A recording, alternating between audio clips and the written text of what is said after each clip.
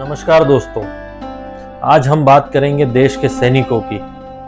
26 जुलाई 1999 जिसको हम याद करते हैं विजय दिवस, कारगिल विजय दिवस की शौर्य गाथा लिखने वाले सभी शहीद सैनिकों को मेरा कोटि कोटि नमन, कोटि कोटि प्रणाम। दोस्तों, देश के सैनिकों को लेकर कुछ कड़वी बातें या कुछ ऐसी बातें जो हमारे द्वारा की जाती हैं, मैं आपको बताना चाहूँगा।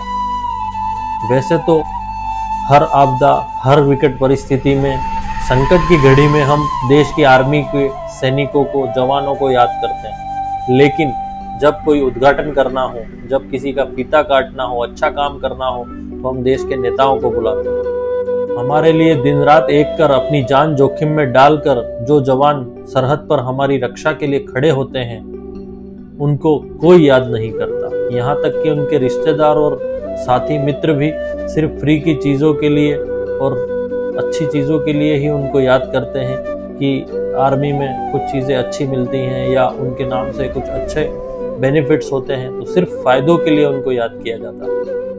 दोस्तों, एक खास बात आपको बता दूं कि देश की आर्मी एक इंडिपेंडेंट सेक्टर है। यहाँ पर किसी तरह का, किसी का कोई हस्तक्षेप नहीं होता। नैतिकता के नाते ही सही या देश के जवान सरहद पर हमारी सुरक्षा के लिए खड़े हैं, इस बात का ऋण समझकर ही सही हमें देश के जवानों का आभार व्यक्त करना चाहिए।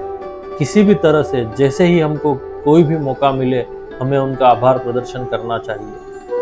देश के कुछ फिल्म स्टार, नेता या अन्य किसी क्षेत्र के महारथी जिनको आप अपना आदर्श मानते हैं, उनके लिए कुछ करते हैं। दोस्तों, मेरा कहना यह है कि आपको देश के जवानों के लिए भी कुछ करना चाहिए।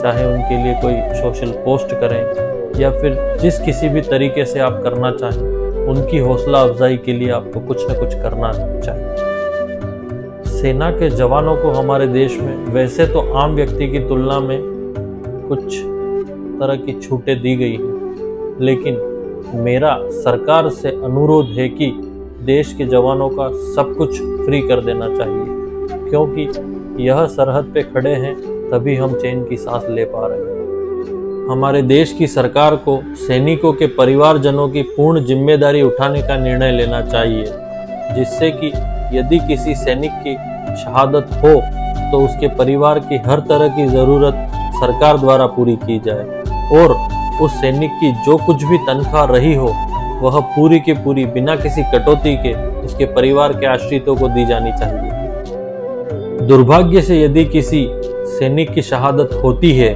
और सरकारें कुछ ना भी कर पाएं, तो उन्हें केवल सैनिकों के बैंक खातों की डिटेल सार्वजनिक कर देनी चाहिए और हम आम जन की यही नैतिक जिम्मेदारी बनती है या हमें आगे आकर उस परिवार की आर्थिक सहायता अपनी क्षमतानुसार करनी चाहिए, जिससे कि वह परिवार असहाय महसूस ना करे।